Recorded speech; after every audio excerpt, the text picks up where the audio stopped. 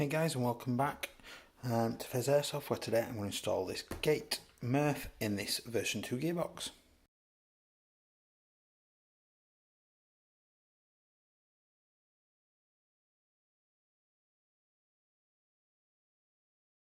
Hey guys, so welcome back. If you are enjoying my content, please do like and subscribe because it really does help me out. So I'm going to install this Gate Merf 3.2 into this gearbox, well outside of it.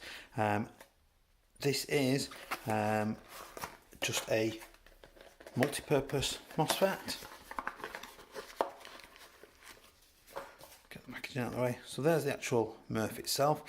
This doesn't actually go inside the gearbox at all. This sits wherever you want it. So front wired, rear wired, wherever. It's compatible with any gearbox. So what we are actually going to do is we're going to remove the old wiring and we're going to fit in these contacts onto the trigger contacts in here and feed them out the back, and then I'm going to put all new wiring back out in from here, back through down into the pistol grip to rewire it all with all brand new wiring.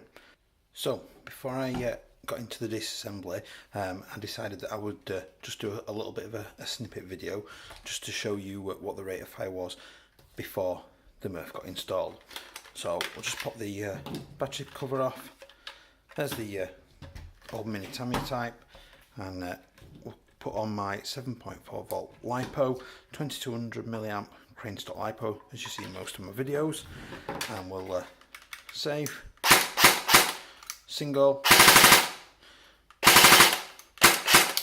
nice steady rate of fire, nothing too amazing or outstanding, but hopefully the Merf will have done a lot to sort that out. So first step we're going to do is we're going to lift out the trigger block and trigger, and we're going to desolder the old wiring out and put our new wiring in.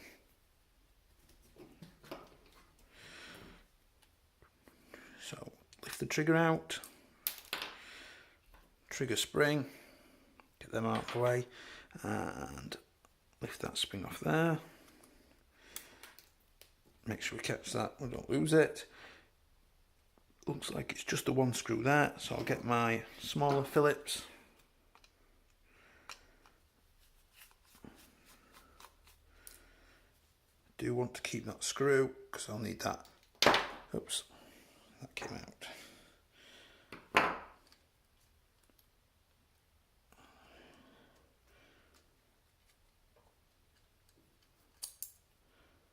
There's a screw.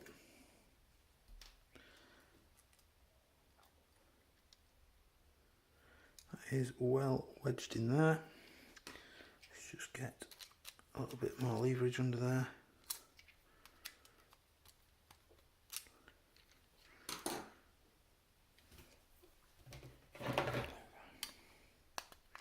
There we go.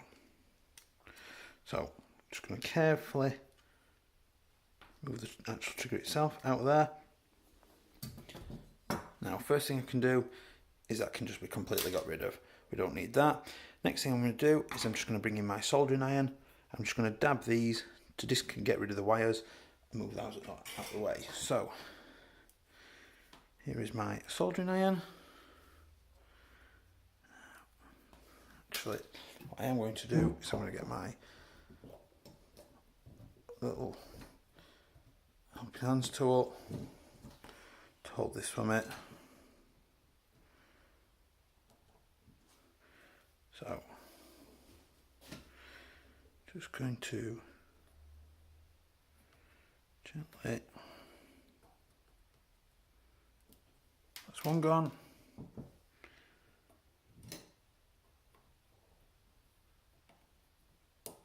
Two gone. So, perfect.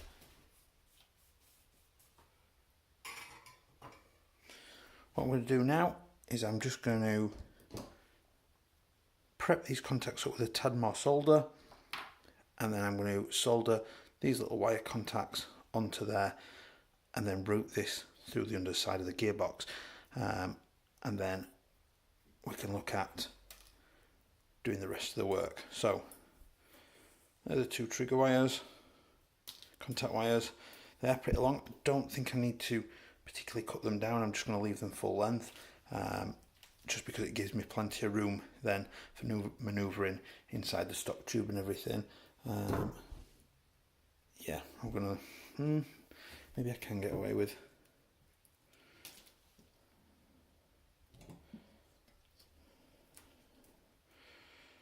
No, we'll leave it. I think it's best to leave it. So, I'll see you in a second when I'll have these soldered onto the trigger block.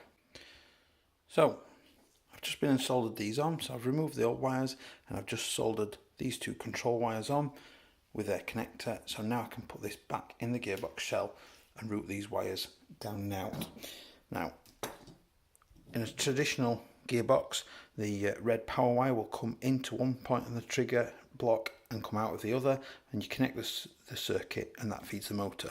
The idea with the MOSFET, or in this case, is that these wires just tell the MOSFET when to allow the power directly to the motor, which increases your rate of fire massively, and that's basically in a nutshell how they work. So we'll just wiggle that in,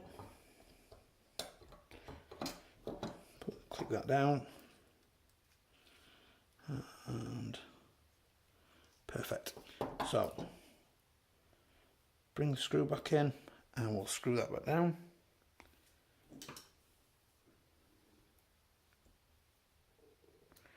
Make sure I get the right screw.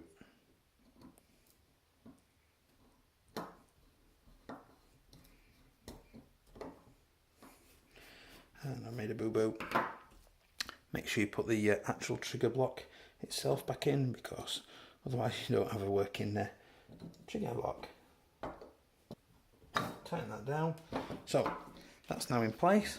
So what I can do now is I can get these two wires and I can route them down through the gearbox.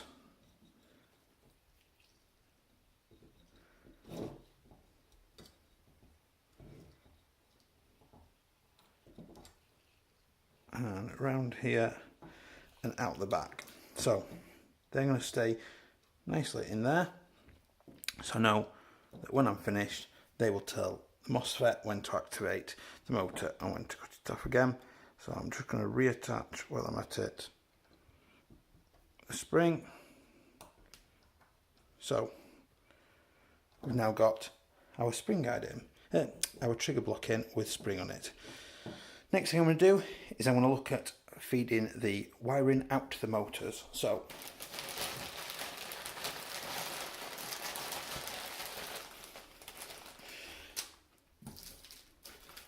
I've got some brand new wire here, some red and black.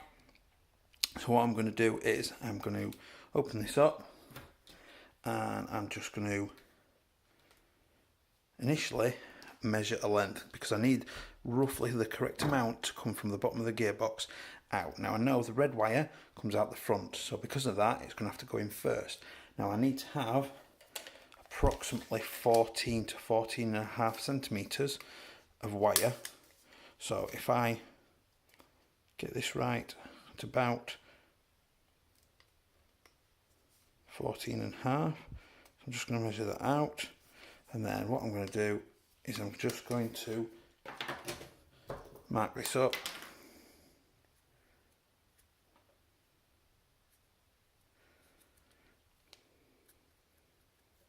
Now you may not be able to see that, but there is a mark on there, so I'm just going to feed that into there, and then I'm going to route, get my Sharpie out of the way, I'm going to route this wire up here. Now this wire is incredibly thick, so it's quite tough to get in there properly because of how thick it is. And out there we go. So hopefully that should stay out of the way. Now at the minute I'm not overly concerned about how much wire I've got. Obviously all of this bundle is far too much, so what I'm going to do is I'm going to snip it to around there. So get that out of the way and we can move on to doing the black wire. Get my bundle of black wire. Now I've measured this one as well, and I need about approximately 10.5 centimeters of wire to make sure I've got the right amount. So about that.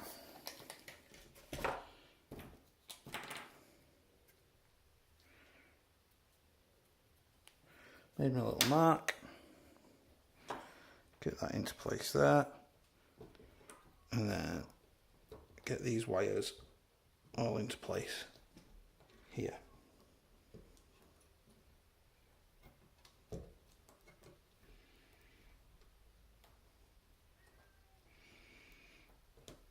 And there we go.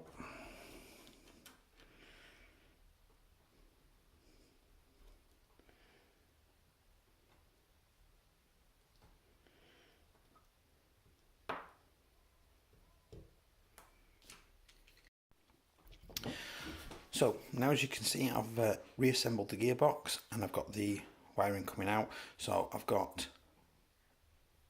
an end and an end ready to have connectors crimped on, and I've got the cabling coming out the back ready for a Dean's connector soldering on, and then I've got the control wires coming out the back as well. Now I've had to sort of have a little break and do this separately just because I was having a little bit of an issue.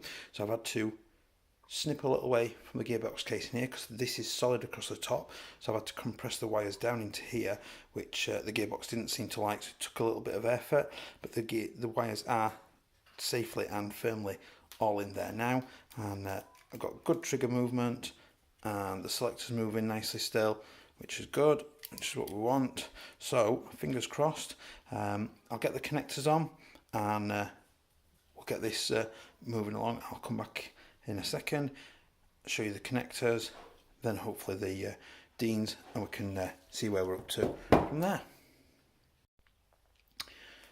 Okay guys, so I've made a little bit more progress now. So what I've done is I've put on the little female spade connectors, and I've heat shrunk them as well and bent them around to more or less the 90-degree angle they need to sit on the motor. Nice and neat job there. Give me a nice solid strong connection. Then what I've done is I've seated the gearbox back in its body, and I've fed all of the wiring out the back of the gearbox. So what I'm going to do now is I'm going to run this down the stock tube, and I'm going to solder on the Dean's connector or T connector that we need, that should nicely sit out the end of the stock tube. So obviously if I bring this in temporarily, should give us a nice little bit. Then what will happen is this will just coil up down the stock tube. It'll take the MERF into the stock tube with it, meaning then that the battery can just connect onto the end of the MERF, and job's a good one. Off we go, happy as anything. So I'll come back in a few seconds and I'll show you again where we're up to. Okay, so as you can see, I've made a little bit more progress here. I'm just about to put the pistol grip on and get these wires obviously fed around the pistol grip and connect the motor up. I've now got the wiring coming out the back. I've put myself my little Dean's T connector on there, and there's the control wire as well. One issue I've come across, I've put these body pins in just to help me stabilise it, and I've screwed the stock tube on, but the little post coming out the back that this slides onto, it created a bit too snug of fitting for the wires to go down. So what I've had to do is get a file, and I've just, fortunately it is soft plastic, and I've just filed it off flat because it was still rounded, and that just gave me the extra little bit of space I needed just to feed these wires down here. So now I'm ready to get the pistol grip on and hopefully, fingers crossed, test fire this and see if it works. So I'll lift the put the pistol grip in.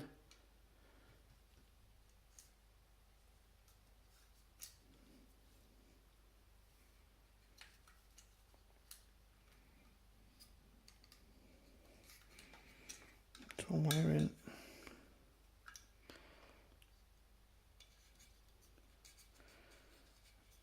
That's the, come on, you can go. There we go.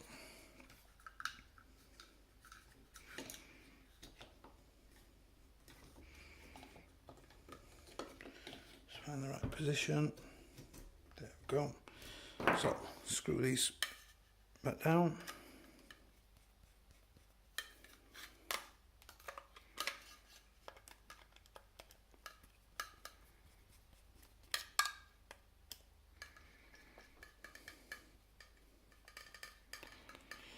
So just tightening these screws down until they're nice and solid. That's one. And there goes the other. Right, so those wires are in. I'm now going to push the red wire down to the bottom.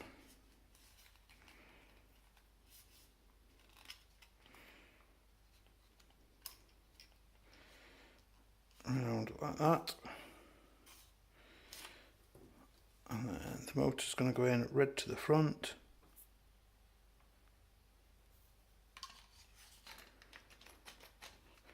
There we go. So I'm going to connect the black up first.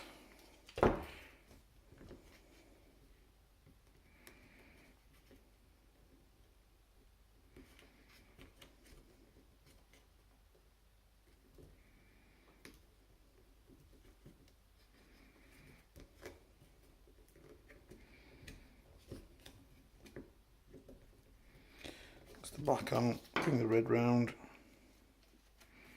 That's the red on, lovely. Right, so that's now into the gearbox. I'll bring in the plate.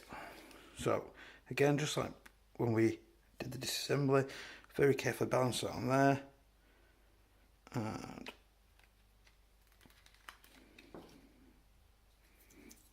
you're going to have to angle away a little bit like that. Don't disappear. Ooh, nearly.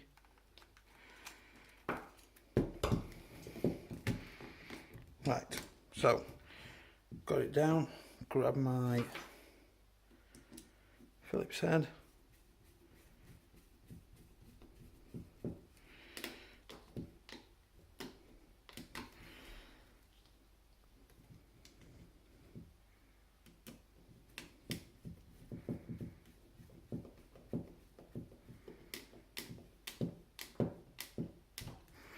So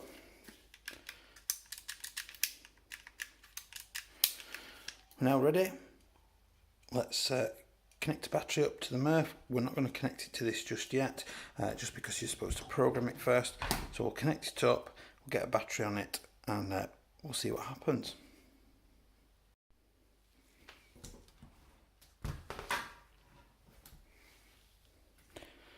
So just check the manual, and we've got to put it into programming mode before we can connect it to the motor. So I've got the control wires in. We're just going to plug the battery in, and it confirms power on, does a self test, and then what we have to do, put it in single shot, one quick trigger pull. Now that means that it's in programming mode. So what we're going to do is we're going to go down through the different options. So I'm going to long press, and that's taking me into battery mode. So that means it's currently configured for a NICAD, and I need, not that one, that's NICAD 8.4, that's NICAD 9.6, 10.8, NICAD 12 volts, lithium polymer 7.4. That's the setting I want because I'm going to run it on a 7.4 volt LiPo. So I'm just going to long press, and that's saved. Next thing, I don't think I'm going to mess with anything else, so I'm just going to get it to the save and exit. Not that one, not that one, that one. So it's now ready to save and exit, so I'm just going to hold the trigger down, and that's it. I've saved and exit. Now hopefully, fingers crossed, what I should be able to do is if I disconnect this and then going to connect it into the MERF,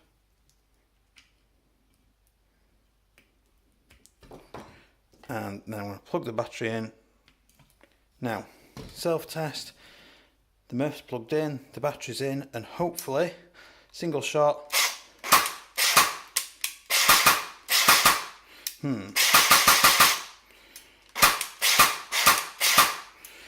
it's not sounding mega happy. I suspect that might be because the motor is not adjusted very happily. I'm also getting full auto on single thread. So that was the installation. I'm now going to have to sit and dismantle this and figure out what's up with it, but that is how you go through the installation. So I spent some time investigating what was up with it, and I had to make a little bit of modification. Basically, where the wires had routed out the back of the gearbox, it was a little bit too snug with the thicker 16 AWG wiring I've used, so it was causing a bit of a nip on the control wires. So what I did was I just dremeled out the channel a little bit, just open it up, give the a little bit more space to the wires itself. Now that's not going to be needed on every gearbox. That's because I've used much thicker wire and probably not checked it properly. The other issue I had was obviously the gearbox was winding back a little bit, and that's just because the anti-reversal spring wasn't quite seated in the right place, so it wasn't actually creating pressure. But I've reseated that, I've dremeled out a little bit and filed a little bit. So I've put a adapter on here that I've got, so that's a Dean's to Mini Tamiya. That's so I can use the original battery that I test fired it on, and we're going to see how it fires.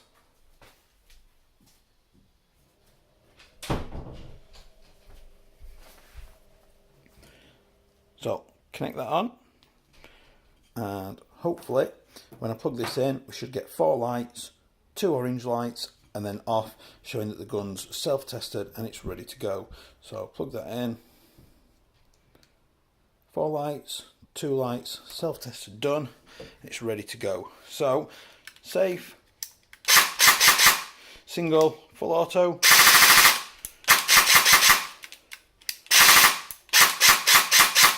That is snappier, definitely snappier. It's not probably as impressive as results as I was quite hoping for out of it, but this is the CM.506, so obviously the lower quality components in there.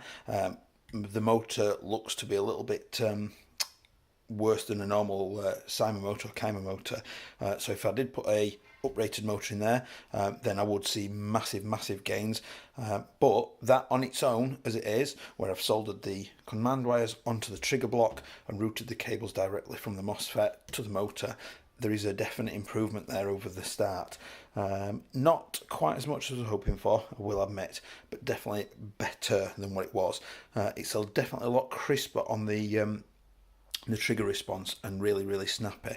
So that was a final installation, done and dusted. I can box this back up now and get it ready to be used next time I skirmish. I hope you have enjoyed this. Please do consider liking and subscribing, it helps massively. See you next time, bye.